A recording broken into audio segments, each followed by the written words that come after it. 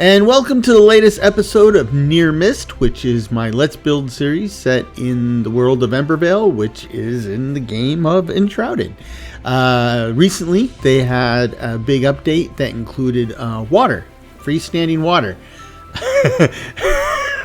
not the water that's falling on my head, that's rain, but no, we're talking about like water in the ground, like lakes, rivers, ponds, maybe seas, I don't know. But I don't expect that to have any bearing on this series anytime soon, simply because that's end game content, and we are just barely past character creation, so we're not likely to run into that anytime soon. But I don't know. I have heard rumors that there's little pockets of water here and there in the earlier part of the game. So it's possible. I might be proven wrong, but we'll see.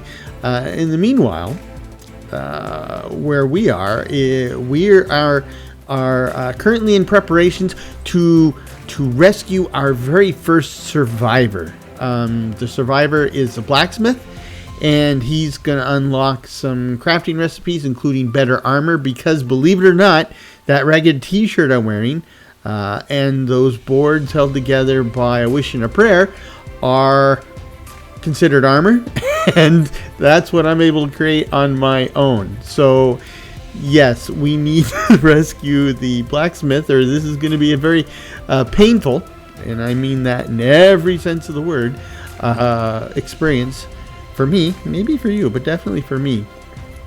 And looks like I screwed up. Let's take this off and put this back on over here. So, though it's Embervale, so I'm the Flameborn. I was kind of like the secret weapon against the Shroud, and now I've been restored, and now I'm out to restore the world. But can't do it alone. Gonna have to find the survivors and rescue them. And the blacksmith's the first one. But, survivors are, just regular Joes like you and I. And they have needs and wants, just like you and I. And among those is a bed. They want their own bed. That's pretty reasonable request. I mean, I only grew up with my little sister, so I didn't have to share. That's not what I okay, hold on. Here. I heard the howls, but never, and I've been in this sector of the map for a long time, never have they come into my little base space and attacked me. So that's new. I wasn't in a hurry to put a gate on in our walls, but or more to the point, put doors on our gate. A little flustered. So yes, I think it's time to do that. I don't know if I have enough bits. That gate is going to require scrap. I know I got some, but I don't know how much I have. Let's see. I got 6. And all the locals are out for their afternoon or morning constitutionals. So, but the point being is that, especially here in the newbie zone, you used to have quite a bit of freedom, safety, just, hanging out. And whether I was just lucky all that time, or if there's been a subtle change in how things are running in the game, I don't know. But it looks like we're going to have to be a little more proactive on our defenses, and historically a good offense is the best defense. So there you go. He's gone. Oh, gosh.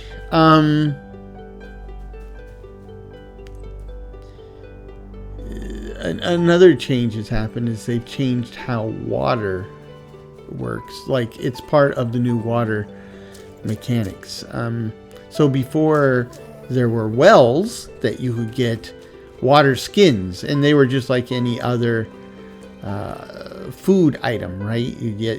Each one would be a single-use item, and then you use it and it's gone. And they provide a buff. But now, the water skins that we had have been converted into water skin containers that can be refilled with water, and that you could drink from multiple times. So that is that's going to take some getting used to. But for now, we're just going to have to kind of keep our eye on the courtyard for unwelcome visitors. And I need to put this scaffolding in place to get up here to put roofs on these things. So as I was saying, these survivors are just like you and I. They have certain needs. I was going to say they're pretty picky, but they're not picky, because all they want is a bed of their own and a roof over their head. I mean, they're not even asking for food. And trust me, I'm a parent. You know, that nobody bugging you every 5 minutes for something to snack on, that's pretty sweet. So, let's put that roof over their head, or put the roof over the place where I expect their head to be. So what I'm trying to do is line up. Well, what I'm trying to do is not jump over the wall. Okay. Anyhow, what I'm trying to do is set up the... Oh, hey, buddy boy. You're not authorized to be on my land. And he killed a rabbit. Okay. No tricks for that rabbit. Okay. Where's he going? He's after his sheep, huh? Looks like your sheep has sailed, pal. Okay. Let's grab some fiber and stuff while I'm out here. Because, well, I was going to say at this stage of the game I need everything. But if you've played Enshrouded, you know that at every stage of the game you need everything. So, you know, it's like, wow, that's a lot of stuff. That's changed. If you remember that we had a light and just some little doodads here, but now we got a couple big barrels and this shed lean-to stand looking thing. So, okay. Ooh, scrap. So more scrap. This is excellent. So here's the thing, right? Well, first of all, in Enshrouded, if you destroy the bits and pieces of the landscape, like I am, you usually get rewarded with something, right? And so, and at this stage of the game, I mean, look at what I'm wearing, right? So everything I can get my hands on is worthwhile. Oh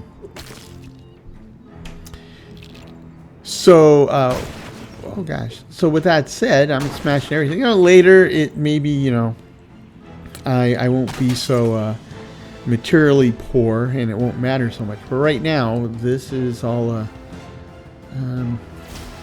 you know, treasured for the taking. So if you don't do this, you're just leaving a lot of free material on the table. Especially if you remember that if it's not on your base, then it's going to get restored by the system. So that's just free stuff. I'm especially thrilled about free scrap at the moment. So for several levels at least, scrap is going to be an important material for crafting, building armor, and weapons. And right now it's extremely important because I'm going to use it. I need 4 more, but I got them. I'm going to use it to put a gate in our wall to keep out the less savory elements in the neighborhood. Though I'm sure they would make the argument that I am the unsavory element in the neighborhood. But we'll see. We'll see who's who. Who has the last laugh, eh?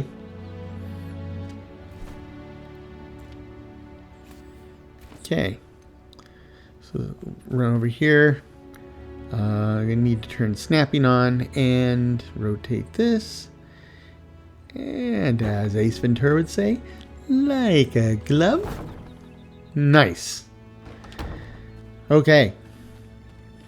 So now we can continue our work in reasonable safety. I didn't mean to pick up my crafting table. Just wash my hands and they're sticky. That's what it is. So let's see what else I can make.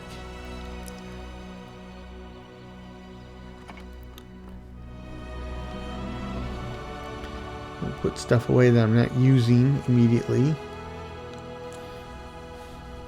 because I don't have a whole lot of space in my inventory.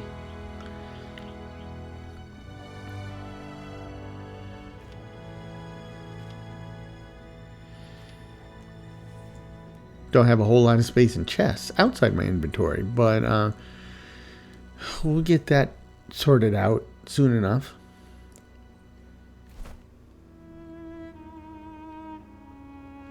I don't know. That's not a lot of thatched roof. I don't know how far it's going to get us.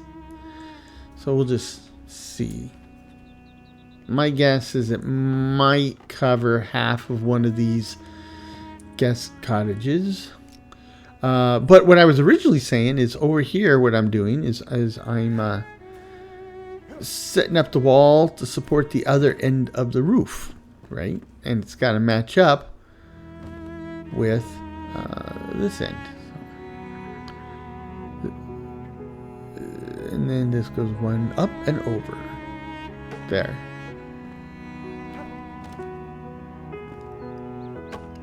Just fill in the blanks. And now we just make each level one block thinner on each side.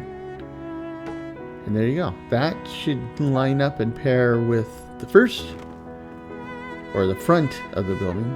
How about that?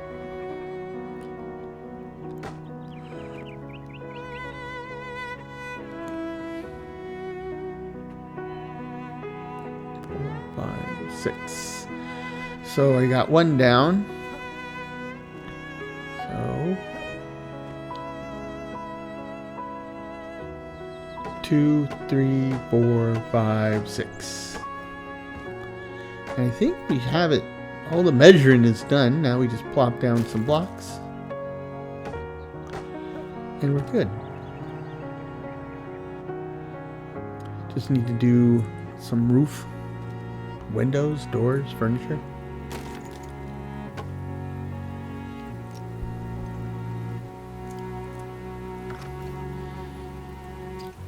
Okay. I think the big roof piece is probably too much. Maybe, maybe not.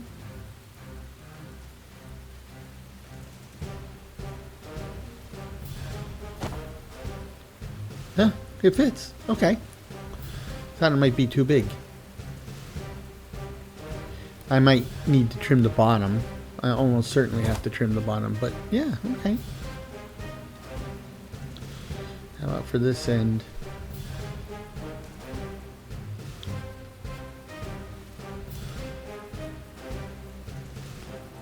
Not quite sure how much I needed to extend past the wall. It needs to extend a little bit, but not too much because it's not really there to protect anybody outside the wall. Oops, that is not right. And that piece is too tall. So we'll just trim it. This is the beauty, one of the beauties of the enshrouded build system. This voxel mechanic.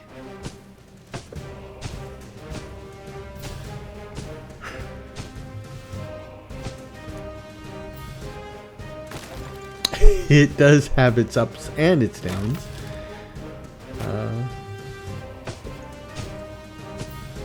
But once you get used to it, it is pretty darn powerful.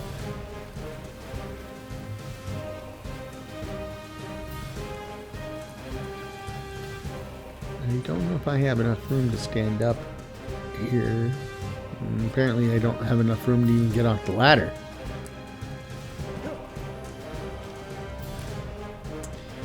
So if you can't go up it, take it with you. Oh, try to place it over on this other side. So I do like, you know, like in Minecraft, you have scaffolding, which you can put together in all sorts of different pieces because they're blocks. But I like how they built actual scaffolding. I mean, you know, it's got a platform and a ladder, and it's a little large, though. Can't seem to get a lock on this one to pick it up. Nope, spoke too soon. Okay. Bring it out from the wall a little bit. Not enough. Not enough. Okay. Bring it back from the wall a lot. So I can get my big old shoulders out of there, or in there. Okay. So now let's do this side. Ooh. I think that sticks up one block too far. Okay. So we'll just trim it.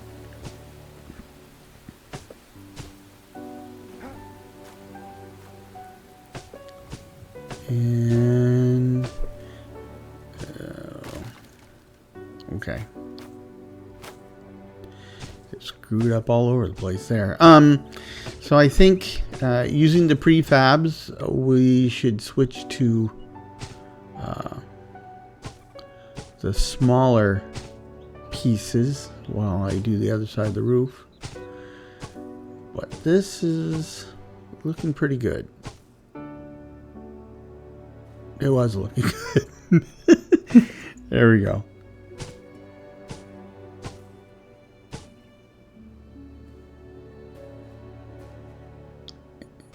And there we go.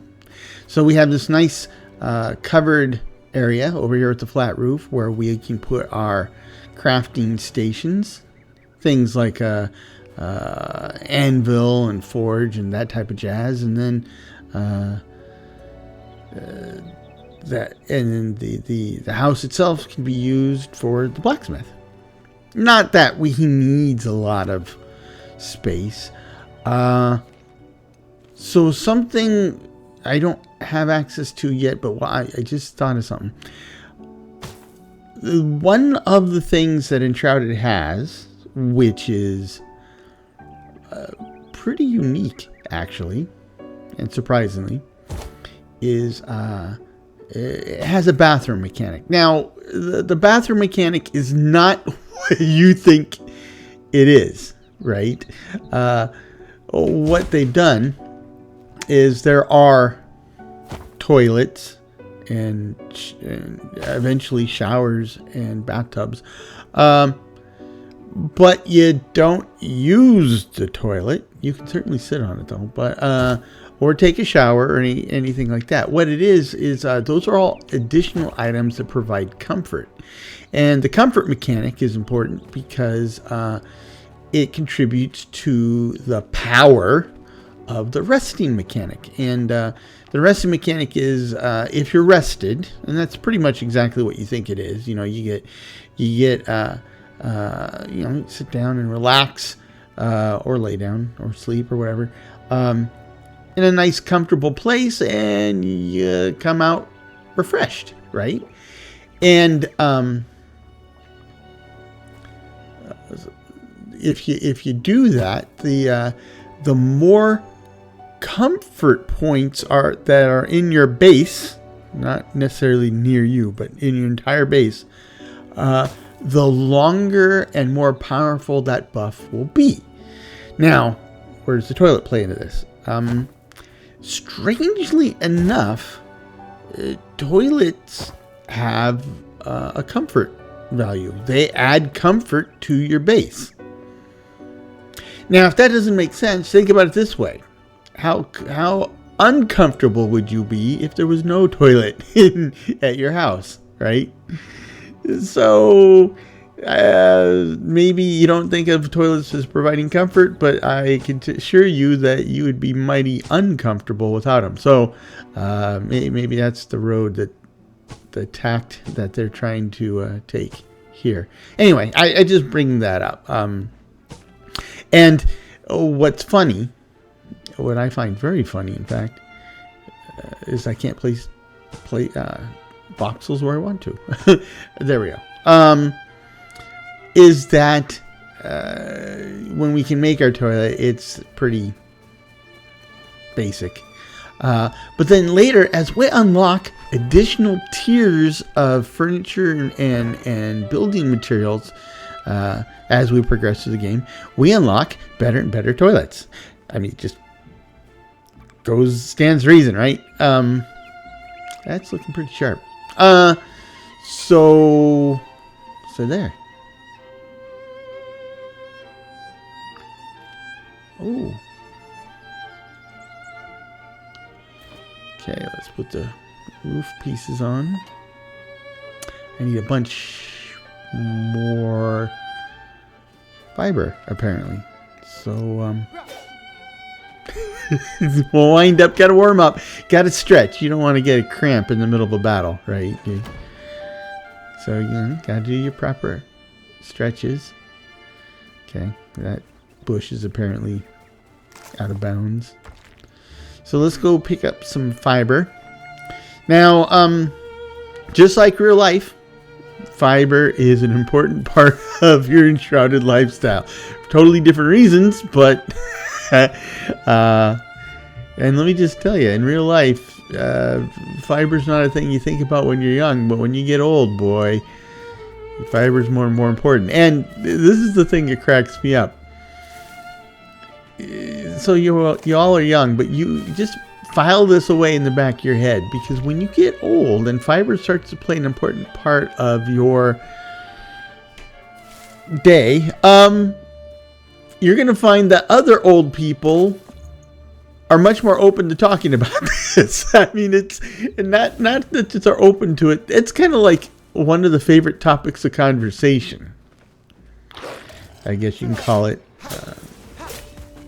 a topic of regular conversation. But yeah, I do find it bizarre. I used to find it weird. We have some family friends, and now, oh gosh, they're in their mid and early 90s. But when we met them, they were in their late 70s. And even in the late 70s, they were, one of their favorite topics was just talking about having good bowel movements each day. And it's like, why are you talking about this? And I'm not quite there yet, but I can certainly understand how that can be an interesting topic of conversation as the years go by. So there you go. That should be enough to get us going for a while. Oh, I thought I'd picked up the fiber that was in there, and I just added to it. But apparently I just added to it. I didn't. Okay, that works for me. Like I said, you can't have too much fiber. Kind of dark in here, though. Okay. So let's try this from the outside this time. As Oingo Boingo would say, on the outside looking in. If you don't know who Oingo Boingo is, well, it's just interesting. When you're young, all the things that are interesting to you are usually, the new things. And your parents are all like, what is this stuff? I don't even understand what you're talking about. And now I'm at the point where those same things that were a big part of my youth, I start talking about them, and my kids are like, what are these things? What are you talking about? Right? It just, there you go. So in case you don't know, Oingo Boingo is, they were a big time band. People classify them as a punk band, and I guess they are kind of punk band, but they had a much cleaner sound than like real punk. I mean, a lot of the punk bands that I really acknowledge as punk bands, they had a very harsh sound, right? And Oingo Boingo actually had a clean and polished sound. It's just that the stuff they sang about and how they sang about it was so weird and out there. I guess that's why, they're considered punk. But, yeah. Anyway. I don't even know.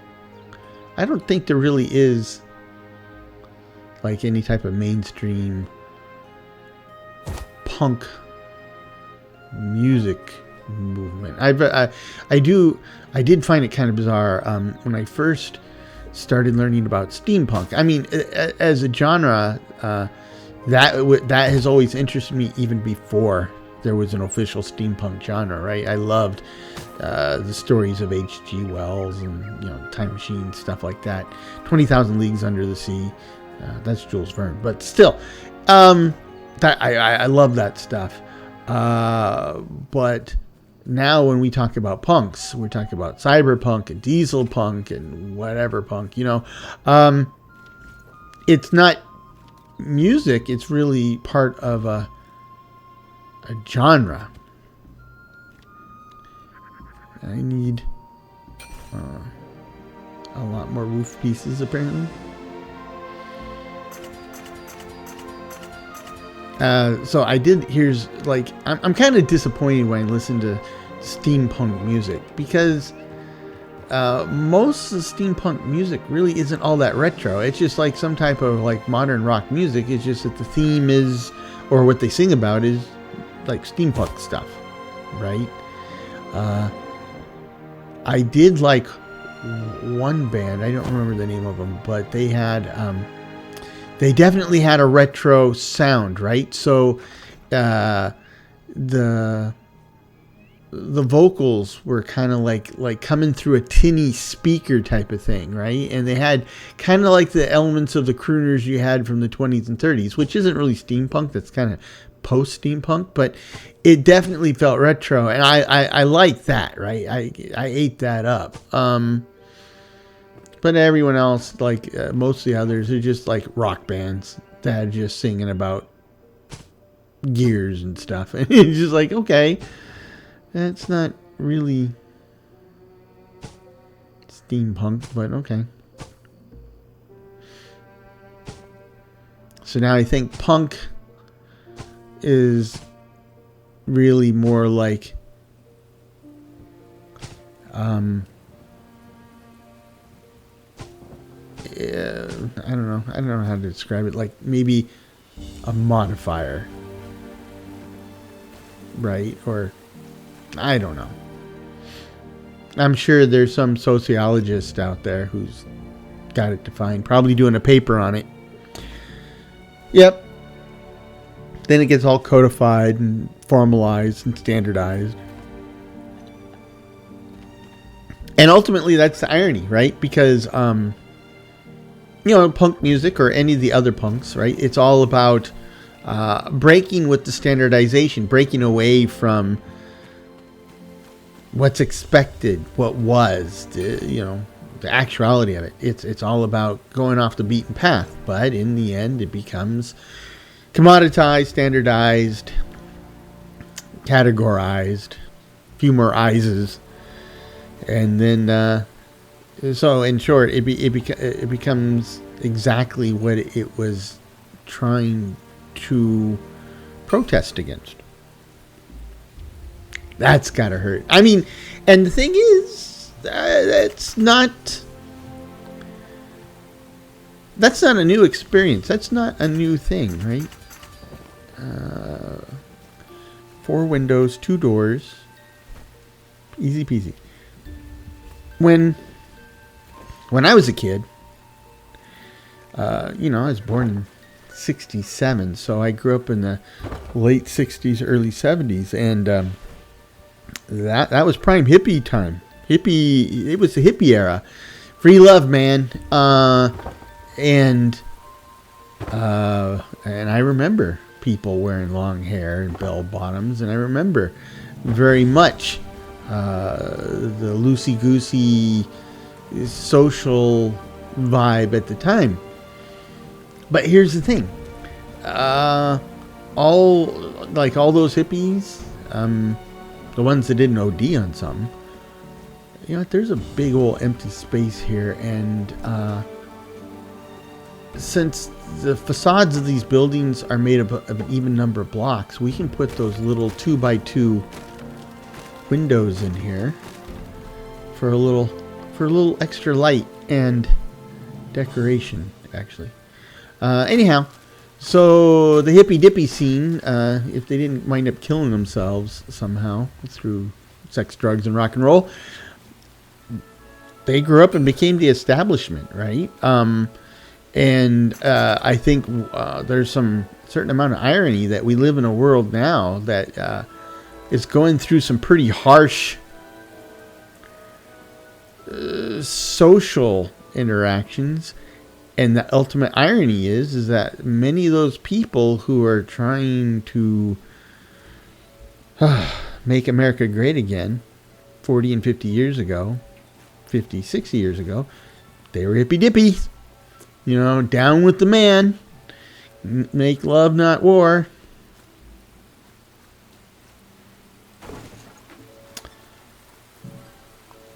Very interesting. That's just the nature of life. It changes people. Usually, hopefully for the better, but not always. Okay. So I'm going to have to put the scaffolding up out here. This is the biggest, most awkward piece of scaffolding, but I am getting a lot of mileage out of it. It's kind of like at home when I'm trying to, do something around the house, like hang up something. And it's just, I'm just 6 inches too short. And unfortunately, we don't really have any step ladders. So I got to break out my big old 7-foot fiberglass and aluminum ladder to take that the one step so I can reach it, right? Meanwhile, getting it out of the garage and up to the house, I bang up the wall and I gotta fix all that. I mean, just I need to get a step ladder, I guess. But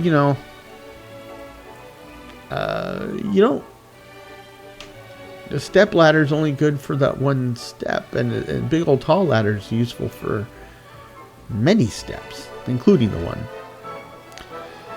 So, yeah, I don't remember this before, but I mean, it's been a long time since I made crude mattresses, but so I need a crude mattress to make a proper bed, and I can make a proper bed now, which is kind of surprising. I thought I needed the blacksmith for that. So I'm going to see if I can make a proper bed for me. And if I'm feeling like an overachiever, well, surprise, surprise, I got to make another fiber run, it looks like. Whew. Anyhow, if I feel like an overachiever, might as well just go out and get enough fiber and everything to make 3 beds. So 1 for me and 2 for our guests. 1 is the blacksmith. I don't remember who the second one is. Well, it doesn't really. The second one is relative because then you start getting a whole bunch of these quests, and second one's whichever one you go and get second. So, Hey, don't stand next to the tree, pal. It didn't help you. Did kind of beat the snot out of my rusty sword.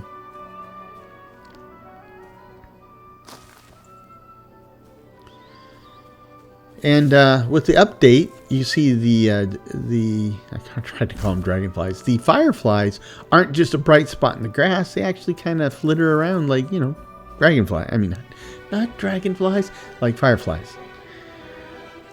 You know, the thing is growing up in the West, we don't have a lot of fireflies. I've never seen fireflies in real life. So there. For a lot of people, it's cool, magical, part of their memories as a kid. Not me. Another thing I didn't have while growing up was snow and ice, right? I grew up in Southern California. I remember gotta fill up my water skin. Is around first grade, so about 73, 72, it snowed. And that it didn't stick, it just snowed. I mean, you saw snowflakes on the ground. If it landed on a car, the snowflake would melt in a minute. If it landed on anything else, the snowflake melted right away. And there you go. But I remember everybody came out of their house and was standing in the street looking around like, ooh, it really was pretty amazing. Somebody killed a sheep. I mean, take the fur. You know what? I need a bunch of fur to make these beds. So that was useful. Howdy, bunny. Don't mind me. I'm just passing through. You're safe. So, as a general rule of thumb, I don't like cutting things down. Unless I need to cut them down. Well, most of the time you need something to craft, but we're not there. In fact, the first time I encountered ice that you could like step on and walk was, of all places, Las Vegas. Now, I know a lot of people, especially if you don't live in the desert or haven't experienced the desert, a lot of people think of the desert as hot and dry. And much of the time they are, in fact, hot and dry. But the real definition of a desert is really just the dry part. You know, they don't get a lot of moisture. The hot usually comes with that, but not always, right? There's some deserts that are always cold. But in the case of like Las Vegas and the Mojave, into winter, it gets cold because there's nothing there to heat the place up except when the sun comes up during the day. And so at night, no clouds or anything. It just gets really, really cold. And there's where the ice this in, right? It doesn't really snow in Vegas, but it gets cold enough to have ice. And in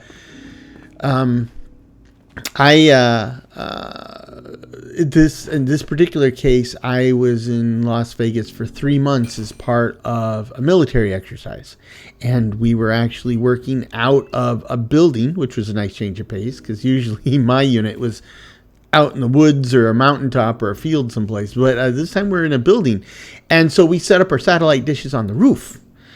Well, like I said, in the winter, Vegas can get very cold. It doesn't really snow. Where's my fireflies?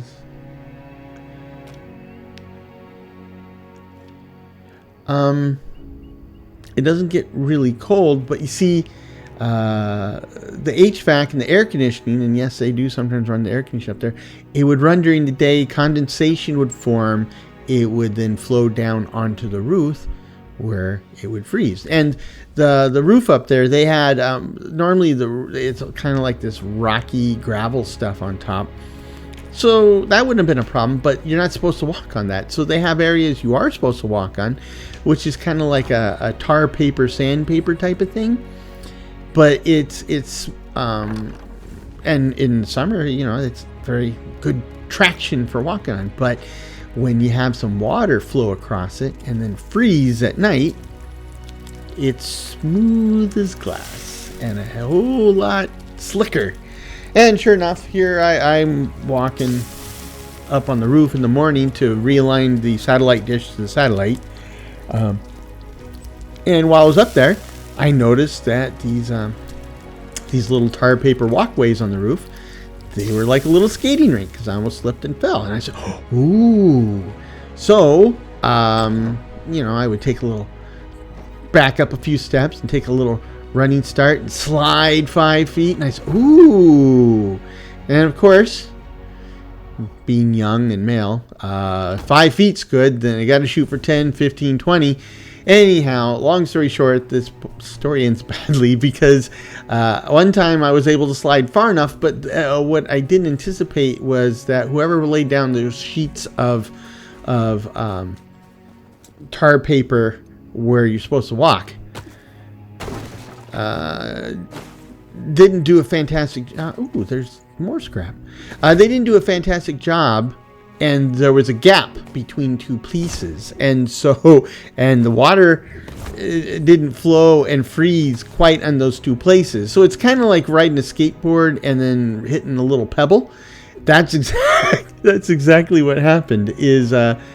I'm sliding my way down that icy row and I hit that patch and my feet stopped. The rest of me didn't. I tumbled and wound up on the edge of the roof of a two-story building, hanging over the edge, all scratched up and cut up because, put that gravel up there, but, with the water, it kind of froze in place. So, yeah, just think about, like, rolling across, like, the roughest, toughest sandpaper you can imagine with actual pieces of gravel in it. Yeah, that was me. People on the ground saw me almost fall off the roof and they're like, "Are you okay?" And I'm like, "Yeah, I'm fine. I just fell." I tried to straighten up my uniform as best as I could. It was the BDUs, the old camouflage, and go back. And I'm all scratched up, a little bloody. And they're like, "What happened to you?" Nah, nothing. Don't worry about it. Everything's fine. Satellite. You should be able to get the satellite now. But yeah, that was me. In that same trip, one of the guys who he was from the Mojave. Actually, he was from like Victorville, but he knew there's actually a ski resort up near Vegas called Mount Charleston.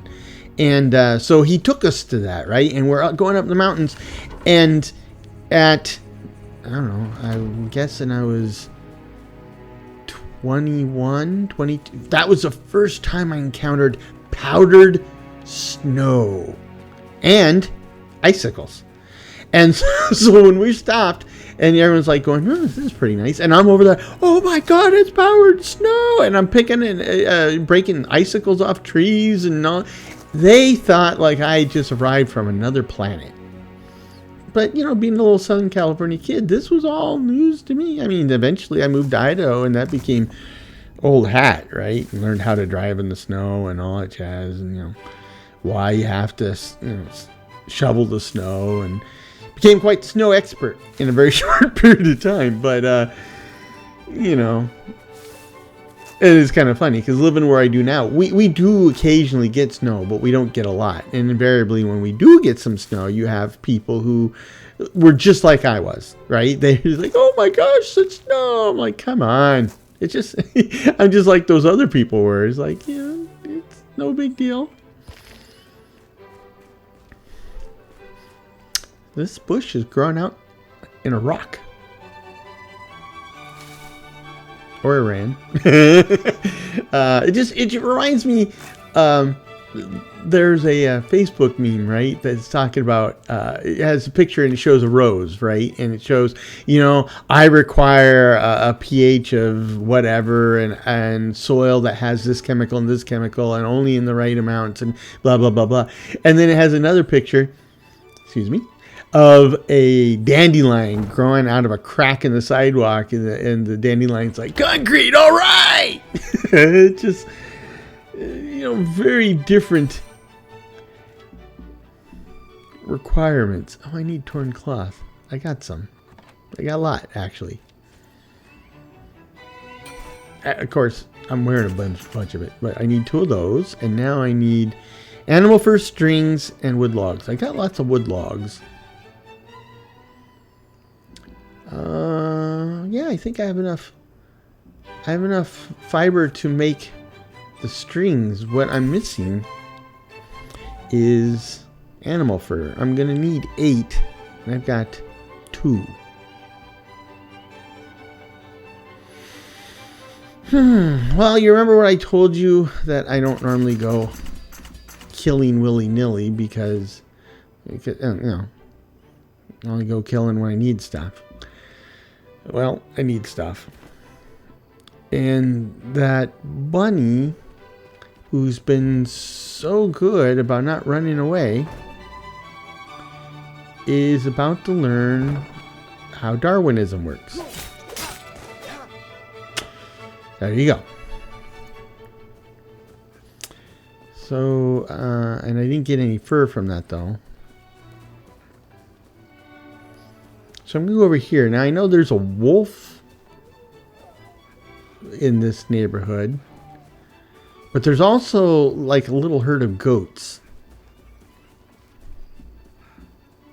At least that's what I heard. Oh, and there they are. Oh, of course. Of course. Get them down to a smidgen. Yeah, you gotta pick up the fireflies. I can't see them. Okay. You can see them when they're dead. That's kind of convenient, but... Why did he not keep running? Okay, that's another lesson in Darwinism. Unfortunately, the people who are learning the lesson aren't surviving long enough to apply the lesson. I think this should be enough fur, though. I think I got more than 6. I did get more than 6. Okay, so... Back. So looking at the time, I don't think we're going to have time to save the blacksmith this episode. I don't even think we're going to have time to make much progress on getting to the blacksmith, but we can... And I'm going to use air quotes here, fully deck out the survivors' huts to make it a little nicer. Because, again, this is not about, you know, me solving Enshrouded. It's me building stuff. And, you know, the whole point of the building, it's just like, I'm just playing the game, man. I'm just playing the game my way. And, you know... building it the way I would do it if I was there. I mean, because I am there, but I mean, if I was really there, this is what I do, right? I would build a fortification that would keep all the bad guys out, and I'd make it as comfortable as I possibly could.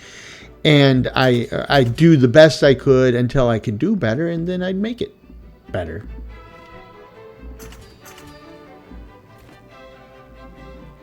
So... there is something else up too, because not only are the fireflies like flying above the little glowy patch, I am picking up an insane amount of fireflies for the number of times I stopped and collected them, right? It's like, holy smokes, I got a lot of fireflies, which for a while, eventually there will be such a thing as too many fireflies, but right now this isn't it. So that works. But right now I'm going to take this torch, light things up, and then throw it on the ground. Throwing it on the ground like that should be burning my house down, but it won't. And that will be my work light. So I'm normally a put it in the middle type of guy for symmetry and space, but... not in this case. In this case, we're going to put the bed in the corner. And put a nightstand next to it. And then plop our little firefly lantern on the table. And there you go. Now, as primitive as that looks, at this stage of the game, that's about as good as it gets. And it's kind of homey. It's kind of homey.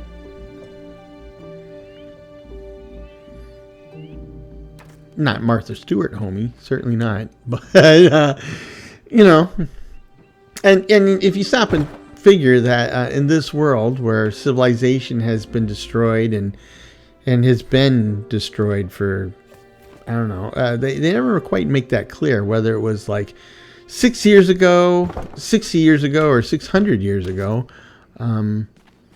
But still, it's been a while, so this is like a little oasis of civilization and comfort in the ruins of civilization. And normally when we think post-apocalyptic, the apocalypse we think of happens in our future or near future. In this case, it happened in a fantasy world. So, I mean, it was kind of like in the past. To a certain extent, that's kind of like what the fall of the Roman Empire was, right? Roman Empire was civilization, pretty sophisticated, pretty organized, pretty comfortable in relative terms. And then when Rome fell and that civilization collapsed upon itself, life got a lot more primitive and a lot harder for a lot of people for a long time. It's called the Dark Ages. So now we got some honey and some wax.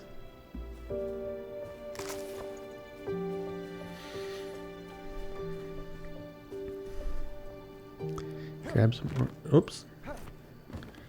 Trying to get, there we go. Trying to jump on top of this pillar.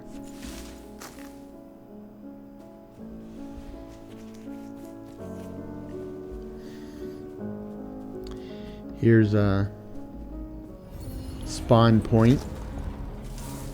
This is the spawn point that lit up when we first came into the game.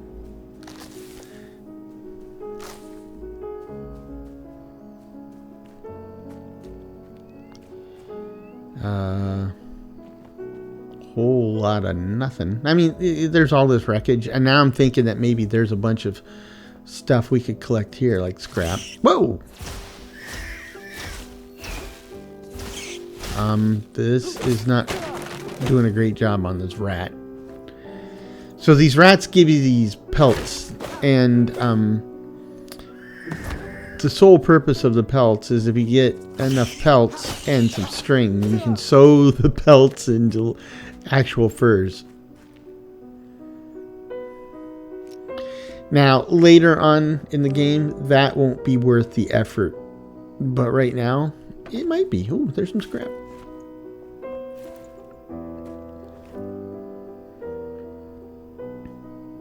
The scenery grows back. Weird.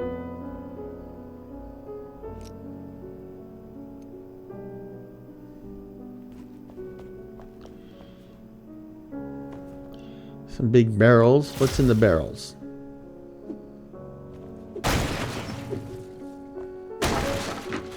Apparently barrels of string. Because, you know, like when you go to your local fabric store, I'm sure they got big old barrels full of thread. And, you know, don't they? Okay. So let's finish up that last little house. Uh-oh, and dawn is upon us. Every time I hear the word dawn referring to the morning, I think of that scene in The Hobbit, right? Where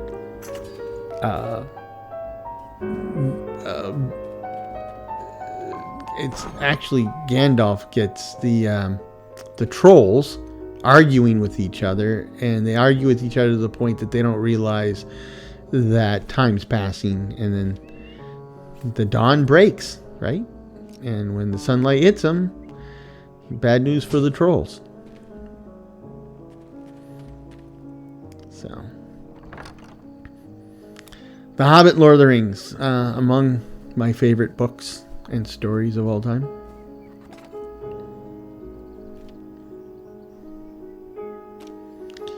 Try to put all my building materials and tools in one chest and put all the crafting bits and stuff in the other. And for now, I'll just carry the food stuff. But we will need to deal with this sooner rather than later. Just not right now. I got some ideas. So we'll see how that goes.